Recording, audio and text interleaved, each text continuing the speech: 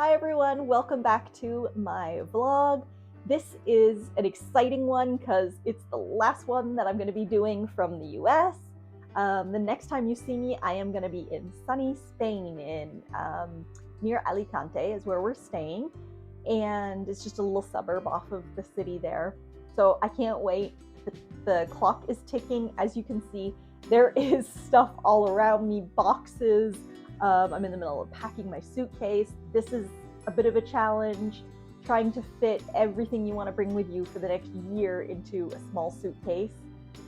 I also have to keep it to under 40 pounds because a lot of the airlines that we're flying in Eastern Europe, that's the weight restriction. So it's a challenge for a girl who loves fashion and loves clothes. So, but I'm gonna do it. Yeah, I just wanted to come on and let you know what's been going on the past couple of weeks. We were traveling. We went to Canada to see my family over Easter. That was really nice. Getting there was, there were a few hiccups along the way. There's a joke in my family that whenever I travel, something happens. So for example, I've been stuck on the Eurostar for over 6 hours before. There always seems to be something, whether it's a strike or something. When I'm in Europe, whenever I used to travel, something would happen. So of course on this journey, we flew from Asheville to LaGuardia, and then we had, it was only supposed to be an hour layover there. It turned into over 5 hours in that airport. Finally got on the plane and started to push back, and they stopped and came on and said they needed to let people come on and duct tape a piece of the plane back together. So luckily that was only an overhead bin, but I was kind of hoping that was the only thing that was duct taped together on this plane. But I got a little clip of it because I thought it was just, you know, these sorts of things happen to only me, I swear. But anyway, so they finally got it duct taped back together. We went to push back again, and then we had lost all of our ground crew. We had to wait around for that. We finally landed in Toronto in the middle of a snowstorm. So that was it was nice to see in a way because I haven't seen snow in such a while, but it took a while to get off the plane, and then the jetway that they bring over to let you off the plane was frozen 2 inches from our plane, so they wouldn't let us off. So quite an adventure. And then my sister had to drive through the snowstorm to come pick us up, so thank you to her for coming out and getting us. But we finally made it. I think it was almost 2 o'clock in the morning or 1:30, something like that by the time we got there, but we made it there safely, which is all that matters. So while I was there in Canada, we celebrated Easter. My mom and I decorated. We did the table.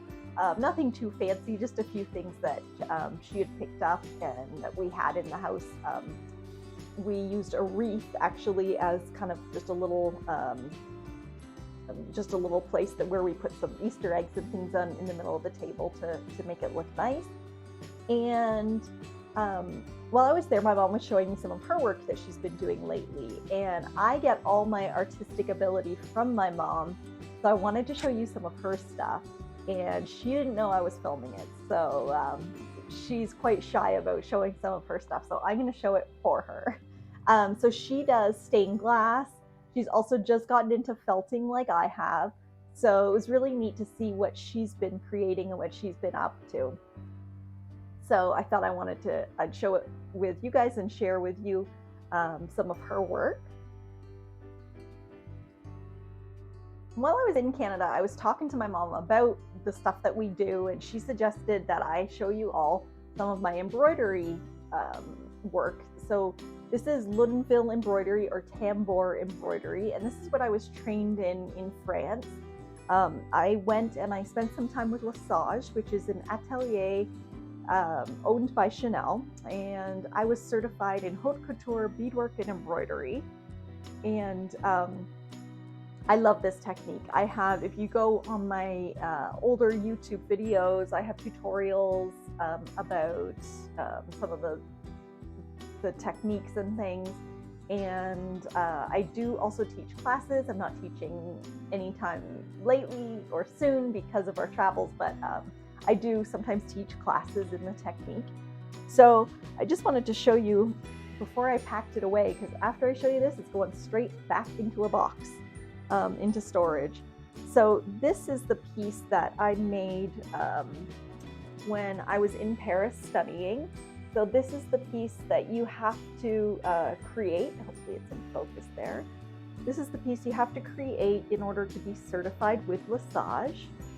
And it's all hand done, all beads and sequins, all put on one at a time.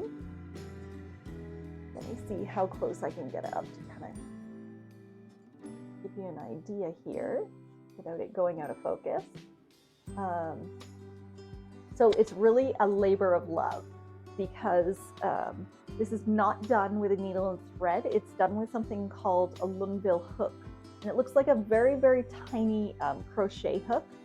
And you're actually working on it from the underside. So it gets stretched onto a frame, and you're working all underneath.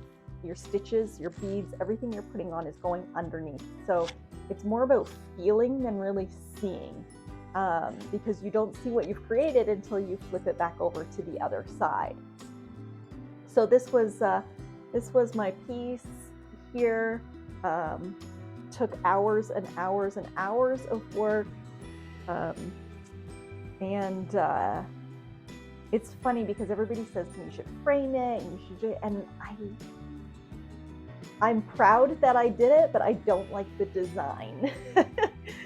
As funny as that sounds, it's just not one of my favorites, but I am proud that I accomplished it and got it done. But that's why I don't frame it and hang it up. I actually use it to show people and bring it around to a lot of my classes that I teach. Although it's starting to get a little bit worn, so maybe I will have to frame it at some point. These are just some small samples, same technique, Luneville or Tambour. So it's got two names because in Europe it's known as Luneville embroidery. In North America it's known as Tambour. So if you want to find out more information about it, you can look up either word. Some more samples of my work. So this is the type of embroidery that's done on all the gowns that you see, the haute couture embroidery that you see on the runways, and it's quite spectacular what you can do with it. For example, here I wanted to kind of draw with it, so this is all thread that I used to just kind of draw out this photo. Hopefully you can see it with my hand behind it. And this is a small one. So as you can see, this is a piece in progress. As you can see, it's stretched across a frame, and that's how you work on it. This is just a small hoop, but I have big, huge embroidery frames that I work off of as well if it's a bigger piece. So that's just a little bit about that. Maybe I'll do another video in the future that gives a lot more information about it and about my classes and things, but because I'm not teaching at the moment, I'll kind of do that later. If you want more information about it, then you can just drop a line in the comment and I'll try to answer any questions. But yeah, thought I'd show you that stuff before it gets packed away again. And as for other crafting, I haven't even picked up my felting since we've been home because we're just packing. We're spending kind of every moment not working my day job packing. So that's what we've been up to. So again, this is going to be the last time I'm talking to you from the US. If you want to see more, you want to get started on our travels with us and see where we start off from, don't forget to subscribe so that you get my videos when they come out, and also give it a thumbs up if you want to see more. and really looking forward to going. I just keep saying I just want to leave now, but we have a lot more to finish packing and doing. But so yeah, next time I see you, hopefully I'll be a little more tanned because I will have been on the beaches of Spain, and looking forward to sharing all of our adventures with all of you. Take care, and we'll see you soon.